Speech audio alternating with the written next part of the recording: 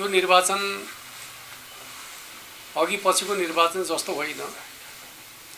नियमित निर्वाचन 84 सालमा आयोजना हुने थियो। भदौ 23 र 24 को घटनाका कारणले गर्दाखेरि मुलुकमा 2 वर्ष अगावै निर्वाचन हुन गइरहेको छ। यो निर्वाचन मुलुकलाई कुन दिशातर्फ अगाडि बढाउने भन्ने कुराको जनमत संग्रह जस्तो बन्न पुगेको छ। एक थरी राजनीतिक दल र शक्तिहरू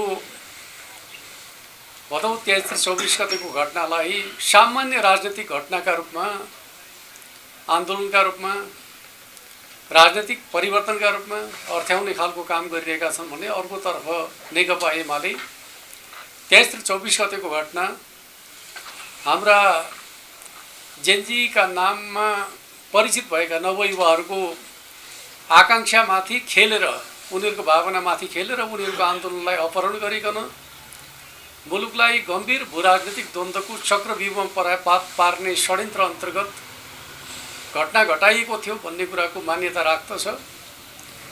र 23 र 24 गतेको घटनाका कारणले मुलुक पछाडि फर्किएको छ, प्रतिगमनतर्फ गएको छ, संविधान घायल भएको छ, लोकतन्त्र कमजोर बनाइएको छ र नेपाललाई भूराजनीतिक द्वन्द्वको क्रीडास्थल बनाउने हिसाबले नेपालमा कठपुतली सरकार निर्माण गर्ने काम भएको छ र भविष्यमा पनि त्यसलाई निरन्तरता दिने योजनाका साथ चुनावलाई एक प्रकारले भन्ने भने चलन चल्तीको भाषामा जेलेन्स्की जन्माउने योजनाका साथ चुनावी अभियान अगाडि बढाउने प्रयत्न भइरहेको छ। हाम्रो पार्टी त्यस प्रकारका षड्यन्त्रहरूलाई सफल हुन नदिने सङ्कल्पका साथ, योजनाका साथ मुलुकको स्वाधीनता, स्वाभिमान र राष्ट्रिय हितलाई अझ मजबुत बनाउनु पर्दछ। हाम्रा दुईवटा ठुला छिमेकीहरू चीन र भारतका विरुद्धमा शक्ति राष्ट्रहरूको चलखेल गर्ने अखडाका रूपमा नेपाल भूमिको प्रयोग गर्न दिनु हुँदैन भन्ने मान्यताका आधारमा हामी नेपाल राष्ट्रलाई कमजोर हुनबाट जोगाउने र त्यसलाई बलियो बनाउने योजनाका साथ अगाडि बढिरहेका छौँ। हिजो मात्रै हामीले चुनावी घोषणापत्र तयार गर्ने सन्दर्भमा बुद्धिजीवी र विज्ञहरूसँग परामर्श गर्ने काम गरेका छौँ। हामीले चुनावका माध्यमबाट खास गरी मुलुकलाई सही बाटोमा अगाडि बढाउनका लागि, प्रतिगमनलाई सच्याउनका लागि, लोकतन्त्रको दिशामा अगाडि बढाउनका लागि, संविधानलाई क्रियाशील बनाउने, जननिर्वाचित प्रतिनिधि सभा स्थापित गर्ने र मुलुकलाई भूराजनीतिक द्वन्द्वको क्रीडास्थल बन्नबाट बचाउने कुरालाई पहिलो महत्त्वपूर्ण विषय बनाएर अगाडि बढ्न खोजिरहेका छौँ। दोस्रो विषय, हामी नेपालको विकास र समृद्धिका सन्दर्भका बारेमा नेकपा एमालेको नेतृत्वमा रणनीतिक विकासका आधारशिला हामीले तयार गरेका छौँ। नेपालमा जति पनि ठुला रणनीतिक विकासका आयोजनाहरू सुरु भएका छन् त्यो नेकपा एमालेको नेतृत्वमा अगाडि बढेका छन्। त्यसलाई हामी आगामी दिनहरूमा पुरा गर्न चाहन्छौँ। र अर्कोतर्फ चाहिँ अब नेपालको आर्थिक समृद्धिलाई ध्यानमा राखेर गेम चेन्जर परियोजनाहरू अगाडि बढाउनु पर्दछ भन्ने नेकपा एमालेको मान्यता छ। जुन परियोजनाले जनताको जीवनमा प्रत्यक्ष प्रभाव पार्दछन्, अर्थतन्त्रको विकास गर्दछ, रोजगारी सिर्जना गर्दछ, त्यस्ता प्रकारका परियोजनामा अब नेपालले जोड दिनु पर्दछ भन्ने हाम्रो पार्टीको दृष्टिकोण रहेको छ। अर्कोतर्फ चाहिँ पूर्वाधार विकासको आधारभूत फाउन्डेसन हामीले तयार गरिसकेपछि अब आर्थिक सामाजिक विकासमा जोड दिनु पर्दछ। शिक्षा, स्वास्थ्य, रोजगारी जस्ता कुराहरूलाई अब नेपालको विकासका प्राथमिक एजेन्डाका रूपमा प्रस्तुत गर्नुपर्दछ भन्ने मान्यताका आधारमा हामी आर्थिक विकासका साथसाथै सामाजिक विकासलाई पनि एउटा महत्त्वपूर्ण एजेन्डा बनाएर जानुपर्दछ भन्ने मान्यताका पक्षमा छौँ। अर्कोतर्फ हामीले नेकपा एमालेको नेतृत्वमा जीवन चक्रमा आधारित सामाजिक सुरक्षा कार्यक्रम अगाडि बढाउँदै आइरहेका छौँ र त्यो कार्यक्रमलाई हामी लोक कल्याणकारी राज्यको एउटा मोडेलका रूपमा प्रस्तुत गर्न चाहन्छौँ। वास्तवमा सामाजिक सुरक्षा कार्यक्रमको सर्जक को हो त भन्दाखेरि नेकपा एमाले हो र त्यो नेकपा एमाले आफ्नो एजेन्डालाई एउटा लोक कल्याणकारी राज्यका रूपमा विकसित गर्न चाहन्छ। अर्कोतर्फ हामी जनताको बहुदलीय जनवादको मान्यताका आधारमा मुलुकलाई समृद्ध नेपाल, सुखी नेपालीको राष्ट्रिय आकांक्षालाई राष्ट्रिय गन्तव्यका रूपमा विकसित गर्ने सोच पार्टीको विधान महाधिवेशनका माध्यमबाट हामीले अगाडि बढाएका छौँ, राष्ट्रिय महाधिवेशनका माध्यमबाट अगाडि बढाएका छौँ। त्यो सोचलाई कार्यान्वयन गर्नका लागि पार्टीलाई निर्णायक राष्ट्रिय शक्तिका रूपमा स्थापित गर्ने सोच हाम्रो रहेको छ। आज नेपाली समाजमा जुन प्रकारका असन्तुष्टिहरू छन्, गुनासाहरू छन्, ती के हुन् त भन्दाखेरि राजनीतिक अस्थिरताका कारणले सिर्जना भएका समस्या आधारित छन्। अब हामीले मुलुकमा राजनीतिक अस्थिरताको अन्त्य गर्नुपर्दछ। बलियो निर्णायक राष्ट्रिय शक्तिका माध्यमबाट 5 वर्षसम्म काम गर्न सक्ने शक्तिको विकास गर्नुपर्दछ। यो चुनावका माध्यमबाट त्यो दिशातर्फ जानुपर्दछ। त्यसका लागि हाम्रा सामु दुईवटा चुनौतीहरू छन्। एउटा पपुलिजम, अर्को एनार्किजम। पपुलिजम र एनार्किजमले समस्याको समाधान गर्न सक्दैन। यसले राष्ट्रलाई तात्कालिक रूपमा मान्छेलाई प्रभावित गर्ने काम त गर्दछ, दीर्घकालीन रूपमा मुलुकलाई झन सङ्कटमा पार्दछ, जनमतलाई विभाजित गर्दछ, घृणाको राजनीतिलाई प्रवर्धन गर्ने काम गर्दछ। आज सोसल मिडियाका माध्यमबाट जुन प्रकारको घृणाको खेती भइरहेको छ त्यसले समाजलाई कमजोर बनाउँदछ भन्ने मान्यतालाई हामीले बुझ्नुपर्दछ। त्यस आधारमा अगाडि बढ्नुपर्दछ भन्ने मलाई लाग्दछ। नेकपा एमाले नेपाली समाजलाई र राष्ट्रलाई कमजोर बनाउने र विभाजित गर्ने षड्यन्त्रका विरुद्ध निरन्तर रूपमा सङ्घर्ष गर्दै आएको छ। कुनै समय नेपाली समाजलाई जात जातको राज्यमा विभाजित गरिकन कमजोर बनाउने प्रयत्न गरियो, त्यसका विरुद्ध नेकपा एमाले दृढतापूर्वक लड्यो र नेपाली समाज बहुजातीय, बहुभाषिक, बहुसांस्कृतिक समाज हो। यसलाई जात जातमा विभाजित गर्ने कुरा उचित हुन सक्दैन। साझा राष्ट्र निर्माण नै हाम्रो बाटो हुनुपर्दछ भन्ने मान्यताको पैरवी गर्यो, त्यसलाई स्थापित गर्यो। अर्कोतिर नेपाली समाजलाई एक मधेस एक प्रदेशका नाममा विभाजित गर्ने कोसिस गरियो, त्यो पनि गलत मान्यता हो भन्ने कुराका पक्षमा दृढतापूर्वक नेकपा एमाले उभियो र त्यसलाई पनि उसले सच्याउने काम गर्यो। र आज मुलुकमा एक प्रकारले भने राज्य संरचनाका हिसाबले हामी सन्तुलित दृष्टिकोण स्थापित गर्न सफल भएका छौँ भने त्यो नेकपा एमालेको नेतृत्वमा ती कामहरू सम्भव भएका हुन् भन्ने कुरालाई हामीले बुझ्नुपर्दछ। आज फेरि नेपाली समाजलाई पुस्ताका नाममा विभाजित गर्ने कोसिस भइरहेको छ, नयाँ र पुरानो पुस्ता भनेर चाहिँ। खास गरी यो विभाजन पनि एउटा रणनीतिक चाल अन्तर्गत नेपाली समाजलाई विभाजित गर्ने काम भइरहेको छ। कुनै पनि समाजलाई कुनै नाममा विभाजित गर्ने कुरा उचित होइन। त्यसमाथि पुस्ताका नाममा समाजलाई विभाजित गर्ने कुरा त अझ उचित होइन। म तपाईँहरूलाई के कुरा भन्न चाहन्छु त भन्दाखेरि एसियाली सभ्यता र संस्कृतिका विरुद्धको मान्यता हो कि यो समाजलाई पुस्तामा विभाजित गरिकन अन्तरसङ्घर्षतर्फ लैजाने कुरा चाहिँ यो एसियाली समाजको दृष्टिकोण विपरीत कुरा हो। यो पक्षलाई हामी सबैले बुझ्नुपर्दछ, किनकि हाम्रो समाज भनेको एउटै परिवारभित्र 3 पुस्ता मिलेर बसेको समाज हो। 3 पुस्ता मिलेर बसेको समाजमा प्रविधि आधारित पुस्ताका नाममा, जेन जेडका नाममा जसरी समाजलाई विभाजित गर्ने काम भएको छ, यो हाम्रो एसियाली दृष्टिकोण होइन, नेपाली दृष्टिकोण होइन। पश्चिमाहरूले हाम्रो समाजलाई विभाजित गर्नका लागि बनाइदिएको दृष्टिकोणका आधारमा हाम्रा युवाहरू प्रभावित हुनु हुँदैन। हाम्रा आफ्नै परम्पराहरू छन्, आफ्नै मूल्यहरू छन्, हाम्रो आफ्नै सामाजिक र पारिवारिक प्रणाली छ। कुनै पनि राष्ट्रलाई अगाडि बढाउने हो भने विभाजन होइन, एकताको आवश्यकता पर्दछ। मिलेर बसेको समाजलाई पुस्ताका नाममा विभाजित गर्ने कुरा उचित कुरा होइन। र म तपाईँलाई के भन्न चाहन्छु त भन्दाखेरि कुनै पनि राजनीतिक दल वा नेतृत्व त्यति बेला असान्तविक हुन्छ जति बेला उसले सामयिक एजेन्डाहरू बोक्न छोड्दछ। न उमेरका आधारमा असान्तविक हुन सक्दछ, न इतिहासका आधारमा असान्तविक हुन सक्दछ। पुराना राजनीतिक दल भन्ने प्रकारको दृष्टिकोण चाहिँ राजनीतिमा अत्यन्त गलत दृष्टिकोण हो। राजनीतिक दलहरू कहिल्यै पनि पुराना हुँदैनन्।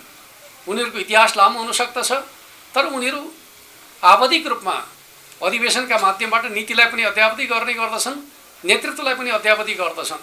त्यस अर्थमा राजनीतिक दलहरू कहिल्यै पनि पुराना हुँदैनन्, सदैव जीवन्त हुन्छन्। पुरानो र नयाँका नाममा राजनीतिक दललाई विभाजित गर्न खोज्ने कुरा, समाजलाई विभाजित गर्ने कुरा यो गलत चिन्तनको परिणाम हो। यसले मुलुकलाई सही बाटोमा डोर्याउन सक्दैन। त्यस अर्थमा हामीले लोकतन्त्रमा चुनाव भनेको नीतिको बहस हो, कार्यक्रमको बहस हो। नीति र कार्यक्रम बिना एक प्रकारले व्यक्तिलाई सोशल मिडियाका माध्यमबाट सेलिब्रिटी बनाइकन गरिने छनौटले मुलुकलाई सही दिशातर्फ लान सक्दैन। त्यस अर्थमा सोशल मिडिया आधारित चुनाव क्याम्पेन वा त्यसको जगमा व्यक्तित्व निर्माणको जुन श्रृङ्खला नेपाली समाजमा लाद्न खोजिएको छ त्यो एक प्रकारले भन्ने हो भने साइबर क्यापिटलिजमको एउटा दृष्टान्तका रूपमा हामीले त्यसलाई हेर्न सक्दछौँ। साइबर क्यापिटलिजमलाई प्रवर्धन गर्ने खालको रणनीति अन्तर्गत नेपाललाई भू राजनीतिक द्वन्द्वको क्रीडास्थल बनाउने जुन प्रकारको खेल नेपाली राजनीतिमा भइरहेको छ त्यसबाट हामीले आफूलाई जोगाउनु पर्दछ। र म हाम्रो नेपालका नवयुवाहरूलाई भन्न चाहन्छु, तपाईहरुको भावनामा खेलेर जसले राष्ट्रका विरुद्ध षड्यन्त्र गरेका छन् उनीहरूलाई तपाईहरुले पहिचान गर्नुपर्दछ र तिनीहरूप्रति घृणा गर्नुपर्दछ। राष्ट्र बनाउने अभियानमा तपाईहरुको साथमा नेकपा एमाले छ। युवाहरूको सुरक्षित भविष्यका लागि नेकपा एमाले भूमिका खेल्नका लागि सक्षम छ। नेकपा एमालेले नै नवयुवाहरूको भविष्यलाई सुरक्षित राख्न सक्दछ भन्ने मान्यताका आधारमा हामी अगाडि बढ्न खोजिरहेका छौँ र अहिलेको चुनावको अभियानका सन्दर्भमा हामी मूल रूपमा यिनै मान्यताका साथ जनताका बीचमा जाँदैछौँ। अब त पहिले त अब यो नेपाली समाजलाई पुस्ताका रूपमा विभाजित गर्ने जे प्रयत्न भएको छ त्यो गलत हो र त्यसलाई जोड्नु पर्दछ। त्यस अर्थमा हाम्रो आफ्नो पूर्वीय संस्कृति र परम्पराका आधारमा सामाजिक र जुन पारिवारिक प्रणाली छ त्यो पारिवारिक प्रणालीलाई जोगाएर जानुपर्दछ।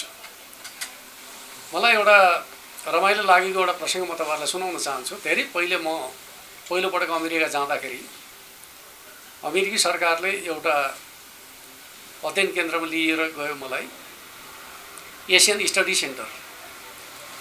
त्यहाँ गइसकेपछि मैले के का लागि तपाईहरुले यो सेन्टर खोल्नु भएको भनेर सोधेँ। उहाँहरूले के बताउनु भयो त भन्दाखेरि एसियाको फ्यामिली सिस्टमका बारेमा हामी अध्ययन गर्दैछौँ। किन आवश्यक पर्यो एसियन फ्यामिली सिस्टमको बारेमा अध्ययन गर्न भनेर जिज्ञासा राख्दा उहाँहरूले के भन्नुभयो, एसियामा एउटै परिवारमा 3-4 पुस्ता मिलेर बसेको हामी पाउने गर्दछौँ, तर हाम्रो समाजमा त 18 वर्ष पुगेपछि हाम्रा बालबच्चाहरू त परिवार छोडेर जान्छन् र हामी वयस्कहरू त एक्लो जस्ता बन्न पुग्दछौँ। एसियाली समाजमा कसरी मिलेर बस्न सक्छन् भन्ने कुराको अध्ययनका लागि हामी एसियन स्टडी सेन्टर खोलेर बसेका छौँ भनेर उनीहरू सुनाउँथे। उनीहरू एकातिर एसियाको समाज पारिवारिक प्रणालीका बारेमा चासो राख्ने, त्यसप्रति मोह जगाउने, हामी आफ्नो पारिवारिक प्रणाली भत्काउन लाग्ने कुरा चाहिँ कति उचित हुन सक्दछ। त्यस अर्थमा हाम्रो पारिवारिक प्रणालीलाई कमजोर बनाउने प्रकारको जुन प्रकारको पुस्ता विभाजन गर्न कोसिस भएको छ, पुरानो पुस्ता भर्सेस नयाँ पुस्ता गरेर मनोवैज्ञानिक खाडल सिर्जना गर्ने जुन कोसिस भएको छ त्यो चाहिँ हाम्रो परम्परा विपरीत कुरा हो। त्यसबाट हामी जोगिनु पर्दछ।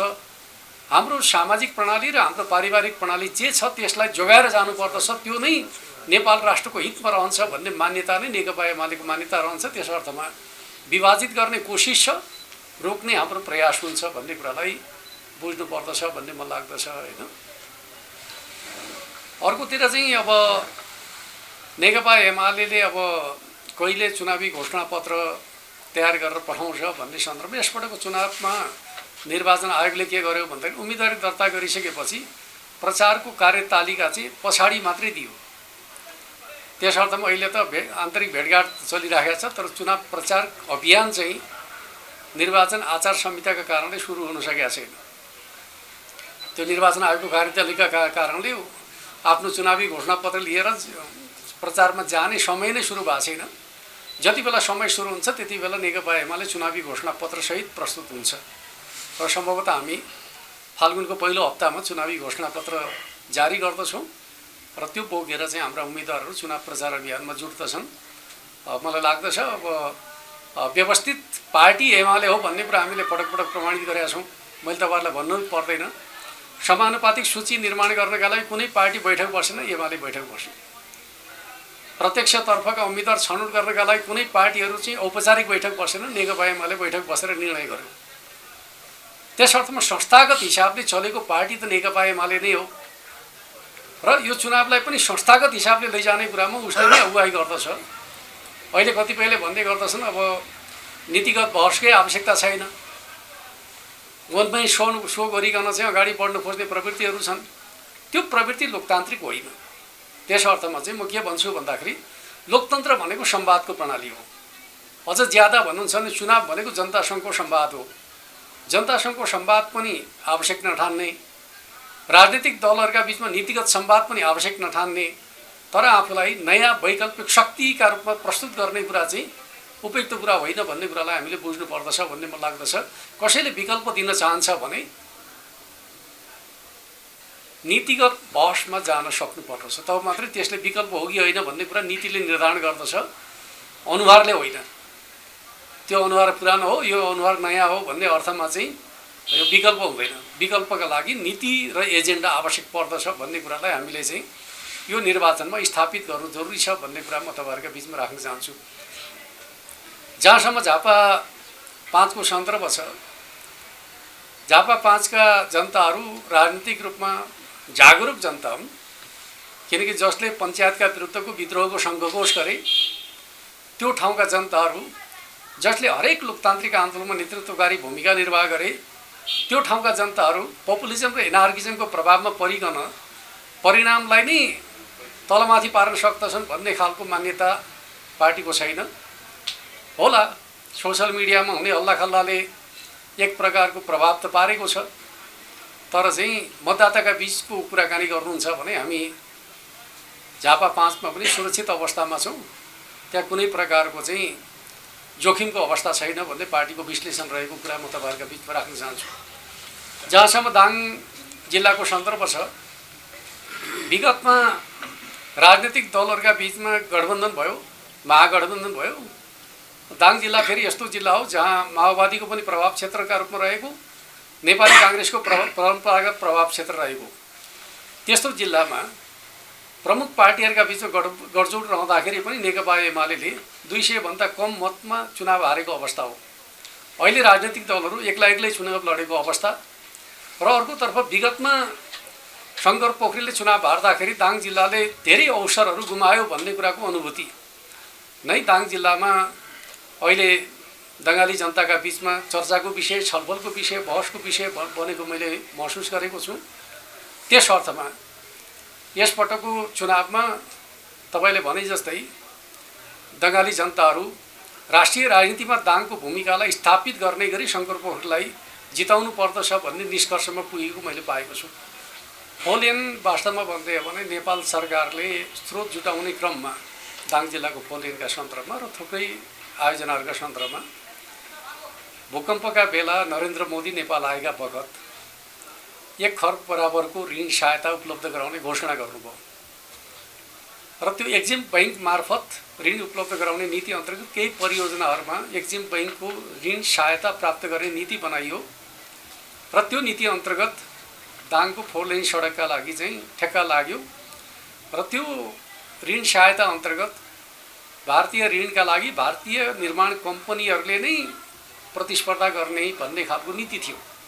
त्यसर्थ भारतीय कम्पनीले ठेक्का लियो, तर उसले काम गर्ने सिलसिलामा भारतीय सामग्री नै प्रयोग गर्नुपर्ने भन्ने खालको शर्तबन्दीका कारणले उसले सोचे अनुसारको काम गर्न सकेन र ठेक्का अलपत्र पर्दाखेरि दङ्गाली जनताहरू अत्यन्त चिन्तित रहेको अवस्था थियो र शर्त यथावत रहेको अवस्थामा भारतीय एक्जिम बैंकको ऋण सहायताबाट सडक बनाउने कुरा धेरै जटिल थियो। त्यस अर्थमा त्यो ठेक्कालाई क्यान्सल गरिकन एक्जिम बैंकको स्रोतबाट अलग गरिकन नेपाल सरकारकै स्रोतमा आयोजना सुरु गर्ने गरी अर्थ मन्त्रालय र भौतिक योजना मन्त्रालयसँग छलफल गरिकन चाहिँ निष्कर्षमा पुर्याउने खालको कामको नेतृत्व म आफैले गरेको थिएँ। ती कुराहरू पहिले नै सार्वजनिक भइसकेका छन्। अब जहाँसम्म ठेक्का प्रक्रिया त सम्बन्धित मन्त्रालयको विषय हो, तर स्रोतलाई एक्जिम बैंकबाट नेपाल सरकारको आफ्नो आन्तरिक स्रोतमा निर्माण गर्ने कुराको सुनिश्चितताले नै आज दाङको सडक निर्माणको प्रक्रियाले गति लिएको छ र दङ्गालीहरू चाहिँ धेरै आशावादी पनि छन्, कामको प्रगतिबाट सन्तुष्ट पनि छन्। त्यसले चाहिँ छोटो समयमा हामी परिणाम प्राप्त गर्न सक्दछौँ भन्ने मैले पनि महसुस गरेको छु। 21 गते पछाडि आउने परिणामका सन्दर्भमा मैले तथ्याङ्क त किन सोध्नुहुन्छ र होइन। हामी प्रतिस्पर्धामा रहेका दलहरू सबैलाई विश्लेषण गर्दाखेरि हामी पहिलो स्थानमा छौँ। त्यस अर्थमा चाहिँ हाम्रो स्थिति के रहन्छ भन्ने कुरा जनमत कति विभाजित हुन्छ भन्ने कुराले निर्धारण गर्दछ। अब एउटा किताको जनमत म तपाईँलाई के भन्न चाहन्छु भन्दाखेरि 23 र 24 गतेको घटनालाई हेर्ने दृष्टिकोणमा दुईटा जनमत छन्। एउटा जनमतको एकल नेता नेकपा एमाले हो, अर्को दृष्टिकोणको चाहिँ पक्षमा रहेका दलहरू धेरै छन्। एउटा मात्रै दल भएको भए के हुन्छ भन्ने कुराको आकलन तपाईँहरूले गरे जस्तो चाहिँ नेकपा एमाले पछाडि पर्छ होला भन्ने कुराको विश्लेषण मिल्दथ्यो। एउटा दृष्टिकोणको पक्षमा नेकपा एमाले एक्लै छ, बाँकी अर्को दृष्टिकोणका पक्षमा चाहिँ दर्जनौँ दलहरू छन् र उनीहरूका बिचमा मतविभाजन हुनेवाला छ। त्यस अर्थमा नेकपा एमालेको पक्षको जनमत चाहिँ विभाजित भएको जनमतको तुलनामा चाहिँ त्यो एक्लो जनमतको स्ट्रेन्थ चाहिँ स्वाभाविक रूपमा बढिरहन्छ। र हामीले के अपेक्षा गरेका छौँ भने हाम्रो लोकप्रिय मत 79को निर्वाचनको तुलनामा बढ्नेछ। विगतमा हामीले 27% हाराहारीमा मत प्राप्त गरेका थियौँ। अब त्यो मत चाहिँ 30 देखि 34% हाराहारीमा पुग्न सक्दछ भन्ने आकलन गरेका छौँ। र अन्य जनमत चाहिँ बाँकी रहेको जनमत कति भागमा विभक्त हुन्छ र कुन रूपमा विभक्त हुन्छ भन्ने कुराले परिणामले प्रभाव पार्दछ। धेरैमा विभक्त भयो भने हामी बहुमत प्राप्त गर्दछौँ, खास शक्तितर्फ केन्द्रित भयो भने चाहिँ त्यो सङ्ख्या घटेर हामी लार्जेस्ट पार्टी बन्दछौँ। राष्ट्रिय रूपमा हामी तालमेलको पक्षमा छैनौँ।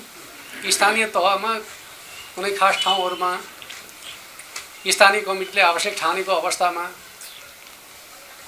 हुन सक्दछ, तर अहिले हामी त्यो हिसाबले छलफल गरेका छैनौँ। हामीले पूर्वी रुकुमको हकमा के अरे पश्चिम रुकुमको हकमा चाहिँ जनार्दन शर्मालाई समर्थन गर्ने निर्णय गरेका छौँ र जनार्दन शर्माको तर्फबाट चाहिँ कर्णाली र राप्ती अञ्चलका निर्वाचन क्षेत्रहरूमा नेकपा एमालेका उम्मेदवारलाई समर्थन गर्ने निर्णय भएको छ।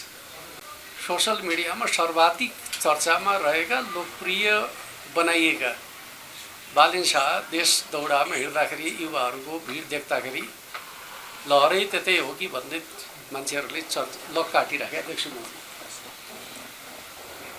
त्यसका पछाडि दुईटा सन्दर्भलाई हामीले विश्लेषण गर्नुपर्दछ। 1.5 लाख मतदाता भएका ठाउँमा 4-5 हजार मतदाता आएर चाहिँ जम्मा हुँदाखेरि भिड देखिन्छ।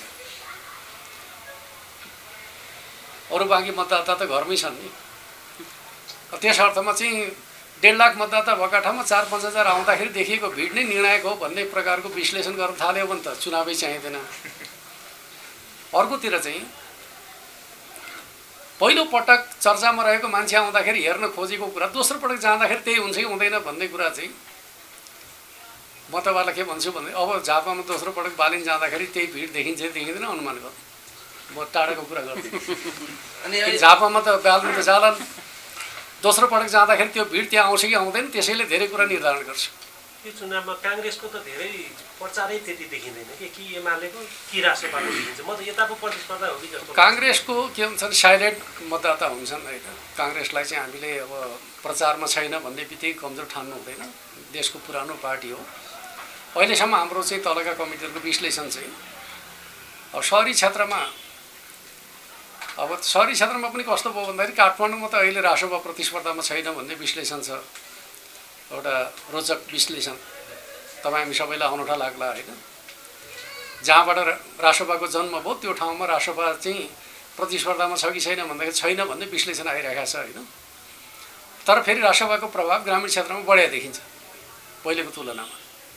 तर ग्रामीण क्षेत्रमा बढेको प्रभाव भनेको चुनाव जित्ने तहसम्मको प्रभाव होइन भन्ने हाम्रो आकलन छ होइन। प्रभाव बढेको छ तर जित्ने तहसम्मको होइन भन्ने छ। र प्रतिस्पर्धामा आम रूपमा नेपाली काङ्ग्रेसै छ भन्ने छ। अहिले सहरी क्षेत्रको मत राष्ट्रपालाई घट्नेवाला छ। ग्रामीण क्षेत्रमा समानुपातिक मोड बढ्छ, त्यसमा चाहिँ शङ्का भएन। किनकि पहिलोपटक राष्ट्रपा ग्रामीण क्षेत्रमा प्रवेश गरेको छ। प्रत्येक जिल्लामा केही न केही मत त ल्याइहाल्छ। त्यो हिसाबले ग्रामीण क्षेत्रको मत चाहिँ बढ्ने, सहरी क्षेत्रको मत घट्ने आकलन छ।